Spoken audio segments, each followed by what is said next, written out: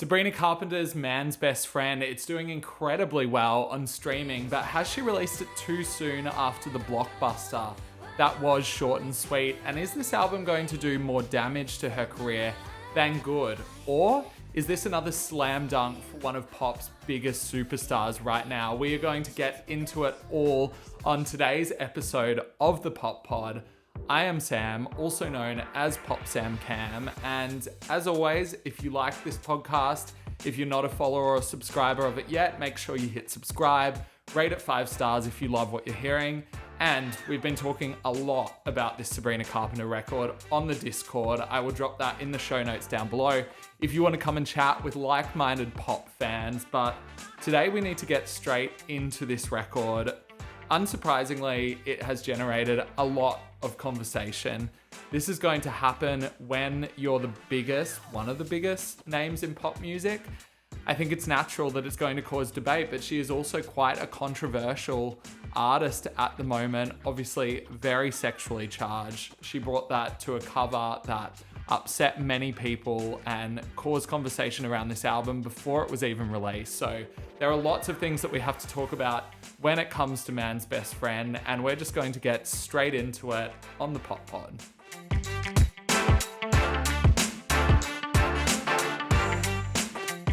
So the way we're going to talk about it is I'm going to give you my thoughts. I've spent the entire weekend listening to it. I've listened to it more times than I can remember.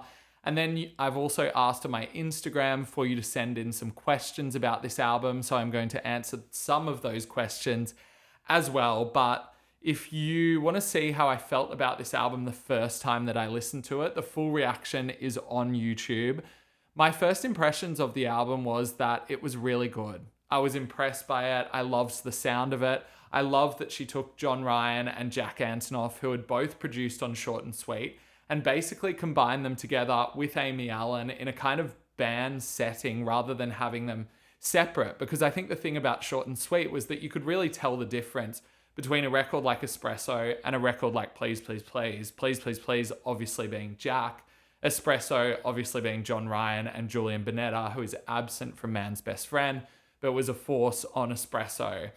Whereas this one just feels like it's stitched together so tightly. When I made that reaction, what I didn't expect was to then go online and see a pretty savage reaction to the album from many people saying that it was boring, it was one note, it was more of the same, she should have waited, it's too sexually charged, the sexual innuendo is getting old. Honestly, the list of criticisms was endless, and that was surprising to me because the first listen of this, I thought it was pretty successful. I mean, I thought it was more than successful. I actually think I enjoyed it more than Short and Sweet based off the first listen. But I've taken some time to think about it all, and I have taken on a lot of the things that I read over the weekend about it, and I'm ready to address this album at large. It obviously comes less than a year after the release of Short and Sweet. This is somewhat jarring right now in a climate where I think we at least wait 2 years for pop artists to release albums, at least within the pop sphere. I think hip hop is very different. Obviously, they release at a much more rapid rate. But this hasn't always been the case. And if you flick back to Rihanna, there was a point of maybe 7 or 8 years in her career where it was an album a year. And I do think that she had some issues with cohesiveness and bringing together a really solid full-bodied work. However, the hit rate was there and it just kept going. And it's no doubt that constant presence within the pop sphere was part of the reason that she became one of pop's most dominating hit makers. And then we also saw it with Ariana Grande when she followed up Sweetener with Thank You Next very quickly. And then even Positions came in quite quick succession as well. And I think that was a really good move for her career. We then saw it with Taylor Swift, who did it with Folklore and Evermore. And even though Evermore was definitely less successful, I think that it really helped her presence within pop. And so I find that confusing, that people think it's weird that this has come so soon after Short and Sweet. I guess I would get this more if I felt like this was just a copy of Short and Sweet. And I've seen the criticisms that say that, and I just really don't agree with it, to be honest. I think that this takes the Please, Please, Please, Sharpest Tool, basically the Jack Antonoff productions of that album. I think Busy Woman in particular, the bonus track that ended up on the deluxe, is kind of the starting point for Man's Best Friend and where she goes in this sound, because I think that Short and Sweet had some way crisper pop moments in terms of songs like Good Graces and then Bed Chem as well. And I think she kind of leaves them on Short and Sweet and goes for a much more vintage sound here that oscillates between the late 70s and 80s. And within that, a lot of genres come into the pot. Like country, I think, is a really dominating force on this. Not like bro country, but like Dolly Parton country. Disco, ABBA, Bee Gees, massive reference on this record. And then also, surprisingly to me, some of this like 80s R&B sound that Doja Cat's also been trying out with Jealous Type of Terry Lewis and Jimmy Jam, who worked a lot with Janet Jackson in the 80s. And I really like that sound comes into it. So I think that there is a lot happening on here. Confusing to me that people really thought that this record was one note, because I do think there's a section in the middle where we got a lot of that kind of more slow tempo disco ABBA flavored stuff. But I do think that she uses it in many different ways. For example, I think Nobody's Son is obviously one of the more down tempo songs, but it has this calypso kind of island feel to it, which is much different to a song like We Almost Broke Up Again Last Night, which has this tenderness, Olivia Newton-John Grease kind of style to it. And then you've also got a song like, what is it? I Hope You Never Get Laid, or something like that. Never Get Laid Again.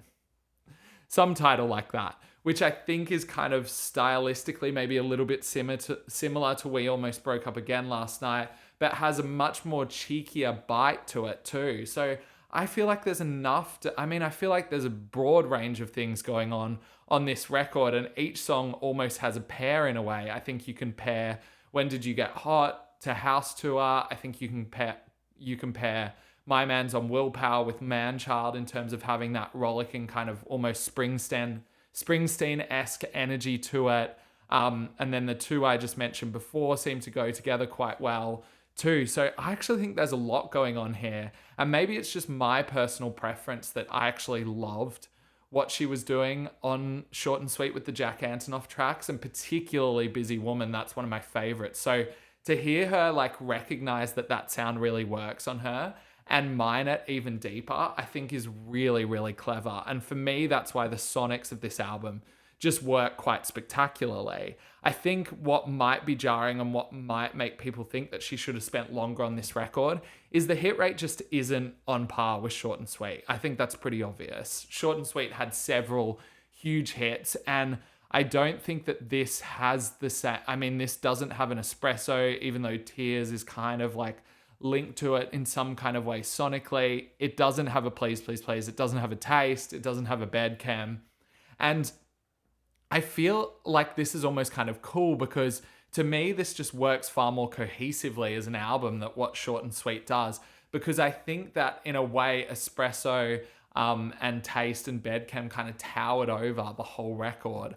And almost trod on some of the slower, more downbeat moments. Whereas I feel like all of these songs play on an even playing field. And to listen to this from start to finish, I'm not feeling like I'm waiting for one big moment, because it all just works so well for me.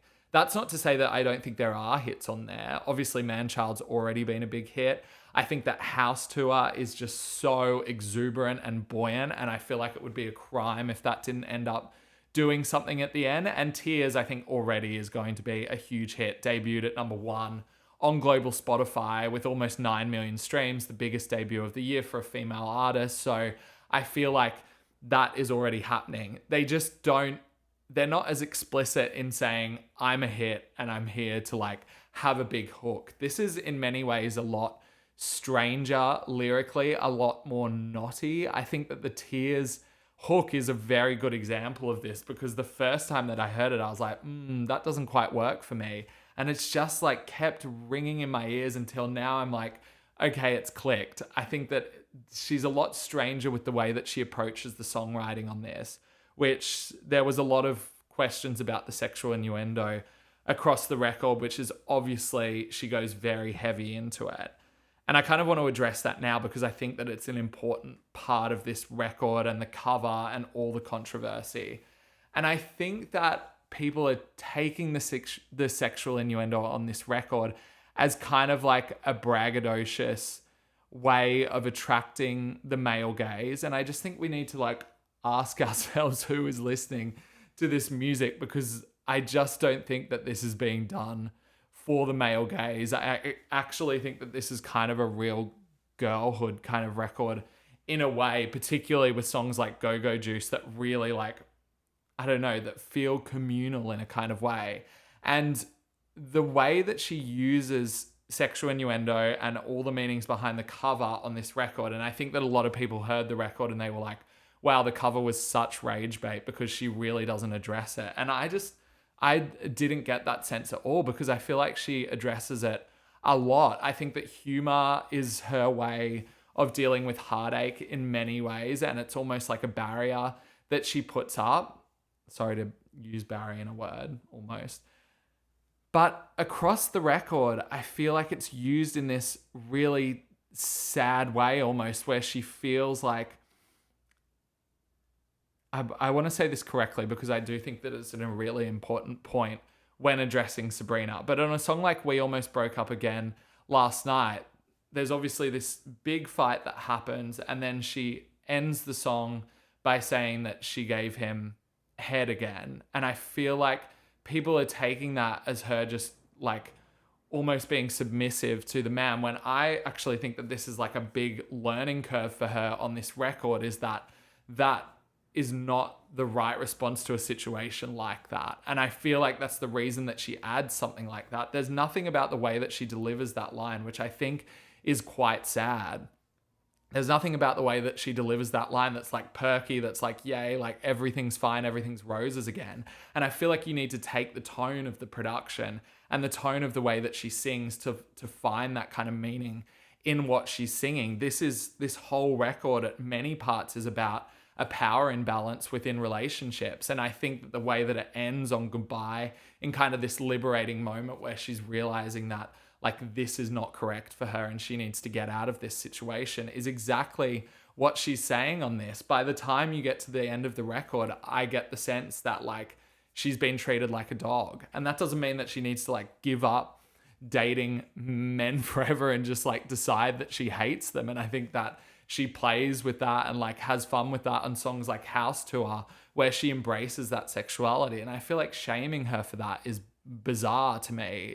It's like a real backwards for pop music, a genre that is often embraced sexuality in such a like outward and such an explicit way. And I really like the way that she tackles it on this album, going between the sadness of that power imbalance and then claiming that power for herself and putting herself in control, which I think is something that she really does on House Tour. I did see somebody say that was her just being a homemaker and a trad wife, which is really funny to me because the metaphor of that song is certainly not about being that, which is very interesting. So they're my thoughts on that. I know that a lot of people have thoughts, and I know as a man, I'm not always in the best position to deliver my critique on that aspect of the album. So I have been reading a lot and listening to a lot, but that's the way that I interpret it from my listen through of the album.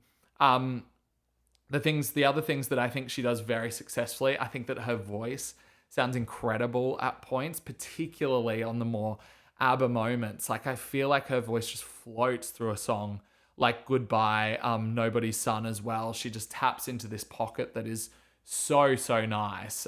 There's a couple of other songs that she does it on as well. I mean, When Did You Get Hot, I think is one we really need to talk about, because that, I think she's found a lane where she's very, very successful at making these almost undercover songs just richly melodic and honey-soaked. And she does that through these like little vocal riffs that she does. I think that When Did You Get Hot like has a Bedchem-esque quality to it, where it's not really forcibly throwing a melody down on you, but it just like gains on you. And I think When Did You Get Hot, I thought was fun the first time I heard it, and now it's gone to the top of the pack as one of my favorites, because I think that the way she tackles that chorus is just so masterful. And throughout the whole thing, I feel her and John and Jack and Amy just bouncing off each other, almost like they're throwing ideas and trying to one up each other. Like, how much cheekier can we get? How much more in your face can we get? how much more melodic can we get, which is one of the fun aspects of the album. And I think that really culminates in Go-Go Juice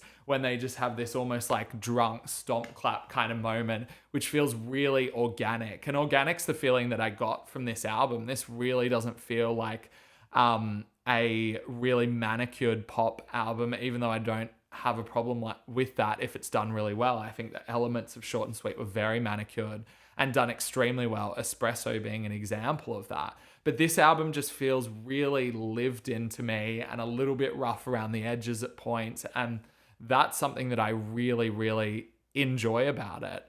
I think that she tries to do a couple moments that she did more successfully on Short and Sweet. I think that some of the downbeat moments on Short and Sweet, she does a lot better, like Don't Smile, and also Slim Pickens, I think is like really, really good. And she doesn't quite hit that as successfully on this album when she tries it on songs like Don't Worry, I'll Make You Worry, which read as just a little bit ineffective to me. They just float over my head.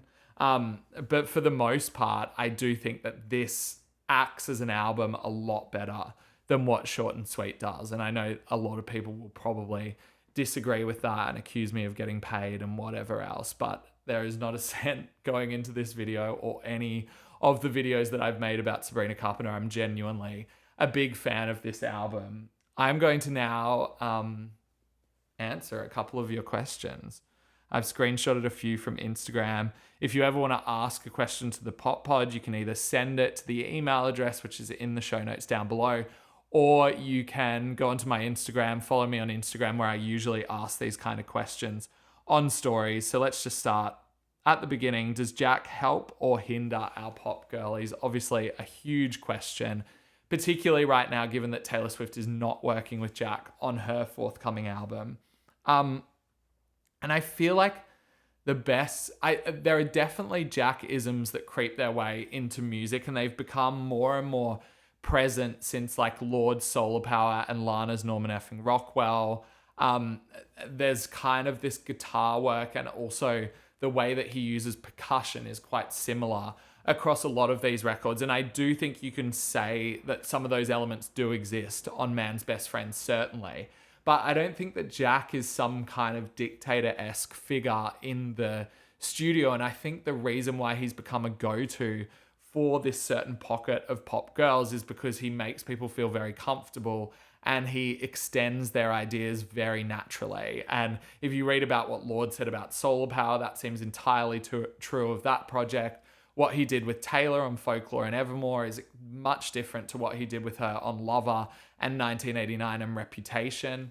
So I feel like he meets them where they are, and I just think it's natural that a producer's work is going to come through on it. I think the reason why we criticize him is just purely oversaturation. I think when we got to the Tortured Poets department, and even Midnight's, to be honest, their collaboration was starting to get a little bit tired, I do admit. But I don't think that's crept over into his work with other people. I think that he's kept it exceptionally fresh. And his work on Kendrick Lamar's GNX is proof of that. His work with Doja Cat on Jealous Type.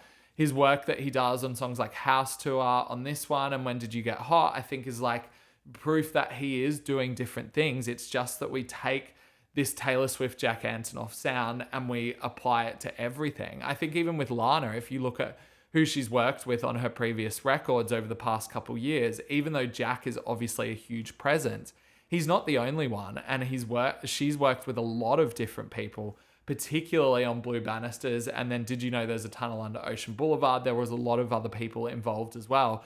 So I feel like when people don't like a record and they see Jack's name, he's almost like a scapegoat right now. And he certainly doesn't exist on this record to the detriment of it. In fact, I think that him and Sabrina are working exceptionally well together right now. So I don't agree with that, and I never will agree with that.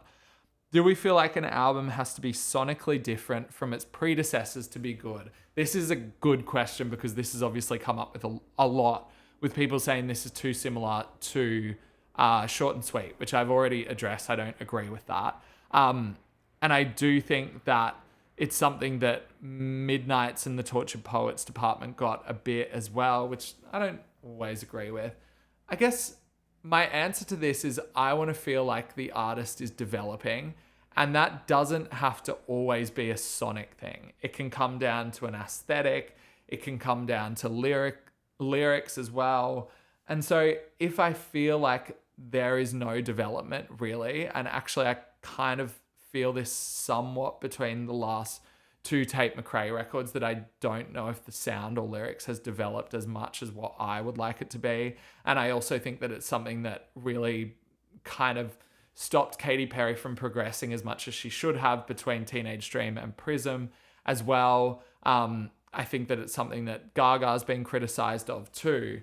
But I think if you can show that you're doing something different, or that you're talking about your life in a way that feels fresh, then it's okay. As I've said, there are elements of Short and Sweet that do exist on this album, but I do think that she's polished it up and she's mined into it even deeper. Like, a lot of these sexual innuendos go a lot deeper and a lot further than just the one-liner kind of sitcom behavior that she was pulling off on Short and Sweet, very successfully, I will say. But I do think that this album potentially has a bit more depth to it. And in that way, I don't mind. But yeah, I do think if you're just getting the same album every 2 years and there's no progression being shown, then it is a problem. But it's not registering as a problem for me too here.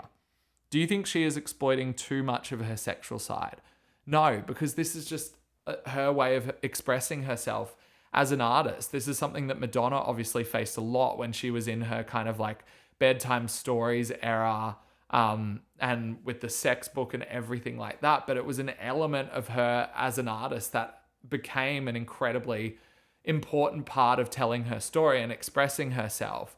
And to say that, I think you're just limiting, obviously, you're limiting one of the really successful parts of how she talks about things. And obviously, sex is a really important part of her artistry. And I think that it's not coming off to me on this album as just like a really throwaway kind of thing that she's doing for attention. It's a really important part of showing her emotion towards particular situations, and also showing her power and lack of power in situations. So I feel like it is an important part of her. And to say that, I think if we did criticize her and say that this is just too much, I think it comes off as conservative, and I think it's also stripping a part of her artistry away. That is one of the most successful forces that she has in her storytelling. So no, I really do not agree with that at all. Where do you think she goes after this album? I mean, I think she has to take some kind of break. I feel like this melding into the Short and Sweet tour means that there perhaps won't be a lengthy tour for this album, and the era is probably not going to extend as far as Short and Sweet, just because I don't think it has the same hit rate that Short and Sweet has. I could be wrong. I'm not feeling like the collaborators are stale yet. I would be very interested to see, now that she's really locked onto the three that really work for her in Amy, John, and Jack. I'll be interested to hear what they can do with some time to develop it further. I think that there are some sounds on this that I'm really interested in hearing her go into a little bit more. When Did You Get Hot, House Tour, I think are two kind of new sounds that she brings to the table on this album, and I would be excited to hear where she thinks she'll take those ones afterwards. So I feel like there is material here to take as a starting block and go from, but I would love to see an album in probably 2 years' time. I don't think Sabrina's an artist who is going to keep us waiting long. And throughout her whole career, she hasn't kept us waiting long. And I think that she's really good at finding what is working for her in an album at that point and developing it further. I mean, when you think of Emails I Can't Send, she saw that Feather and Read My Mind, moments like that were the ones that were connecting. And so she took that and she turned it into Espresso. And then she saw in Short and Sweet that moments like Please, Please, Please and Busy Woman were really working for her. So she took that and made Man Child. Like, I just think that she's really good at finding where the starting block is for a new project. Thoughts on Julia Michaels not writing on this album? Julia Michaels and Sabrina's collaborations are some of my favorites. I think that the lyricism on Fast Times is incredible, but I think there was something really diaristic to Emails I Can't Send that doesn't quite exist on Short and Sweet and this album. the acronym is similar to my beautiful dark twisted fantasy, so I always keep going to say that. Man's best friend. I don't know if her writing would have worked as well on this record as it does on Emails I Can't Send, and it works so well on that because it does have this like non-stop, no full stop train of subconscious thought thing going on that was less on Short and Sweet and is even less on this record as well. I feel like there's way more of a succinctness to the way that she delivers lines in this, and I'll go back to the sitcom thing because I think that there's like a Buddha boom that happens on this that maybe Julia Michaels' writing is not as perfect for. And I think it's totally fine to pick up songwriters, drop them, pick them back up when it makes sense to you within your career. So I actually don't miss her presence that much on this record, even though I'm a massive fan of her songwriting. Favorite song and least favorite song. Straight off the bat, when I listened to it, my favorite song was Go Go Juice, and my least favorite song was Don't Worry, I'll Make You Worry. I still feel that way about my least favorite song, but favorite songs, a few have popped up to challenge Go Go Juice, and that is House Tour and When Did You Get Hot. I think are just so successful, and I really think that When Did You Get Hot is going to be the one that keeps circling my brain. That's the way that it feels right now for me. Which song surprised you the most? I mean, I'll go back to like, I think When Did You Get Hot and House Tour were the two sounds that I really wasn't expecting from her on this. I feel like the disco sounds on Tears, like we kind of heard a bit on Short and Sweet. I've talked about the Jack Antonoff-isms that have made their way onto various tracks, but certainly on House Tour, I wasn't expecting her to go into that 80s kind of Janet Jackson mode that Doja Cat is also doing right now. And that felt really fresh and really fun to me. And I think that she is finding genres that express her personality and charisma the best. And you've got to have such a magnetic charisma to be able to bring that kind of sound to life. Obviously, when it was happening in the 80s, it was like all about big hair and color and dancing and movement. And to be able to do that, you have to be such a presence. And I think that Sabrina Carpenter has that totally. So I loved hearing that sound on this record. Other than Man Child, which song would you have picked to be the lead single? I mean, this is hard, as I said, because I don't think that it does have like, for example, I think you could have said with Espresso, like Taste could have easily been the first single as well. Whereas this album, there's not one that totally stands out to me as just being like a slam dunk. This is obviously a hit. Like even Tears, I don't think she could have done that first because it's kind of just going for another Espresso. That's not exactly what it's doing, but like it's in the same kind of lane as that. I guess House Tour would be the one that stands up to me as a potential single, but I do think it would have been quite jarring and quite a change from anything on Short and Sweet. But yeah, I guess that's my answer if I had to choose one other. Is it time for the girls to put the disco ball away? They never put the disco ball away. It comes throughout pop music so often and it manifests in so many different ways. On this record, it's a country disco thing that was happening. On Dua Lipa, it was like a UK Britpop / Donna Summer kind of sound that was happening. We've seen Kylie do it like years ago before her. Doja Cat was doing it with Say So in a different way. I just think that disco is so ingrained in pop music now that it is always going to show up in some form on different albums. I think we're also probably going to hear some of it come through on Taylor Swift's The Life of a Showgirl. I can never get that title right. The Life of a Showgirl. Because we've also heard Max Martin kind of take elements of it and use it with The Weeknd as well. So I don't think it's time to put the disco ball away. It's never going to go away. It's just going to change shades. Do you think that she will win Album of the Year or even Best Pop Vocal Album? I think Album of the Year might be a stretch just because it's been such a big year, and I do think that Mayhem, GNX by Kendrick and Bad Bunny have the edge on that right now, and also this hasn't been out for as long, so I think that might be a stretch. But yeah, Best Pop Vocal Album I think is really going to be between her and Gaga with Mayhem. It's going to be a tight race, I think, because when this, in 6 months' time or however long it's going to take us to get to the Grammys, I think that this is going to have lodged a few big hits. And obviously Gaga has Die With a Smile, but in Grammys voters' minds, that's the previous Grammys. and it has Abracadabra, which is arguably not as big a hit as Man-Child. I think it's going to be really, really tight for that one. That is all the questions that I've got to address. It's been fun talking about this record. It's, to be honest, regardless of what you think about this album, it's fun to have something that has a lot of talking points. I think if a pop album doesn't make you stop and think and talk about it and kind of outrage you in some kind of way, it hasn't done its job. That is pop in its essence, is like in your face. And I like that this album is in your face. I like that people don't truly get what direction she's going in. I like that they don't quite get why she's released an album in this quick succession. It makes people talk. And if that's all that you've taken from it, then that's pop music. Thank you for joining me for the Pop Pod today to talk about Sabrina.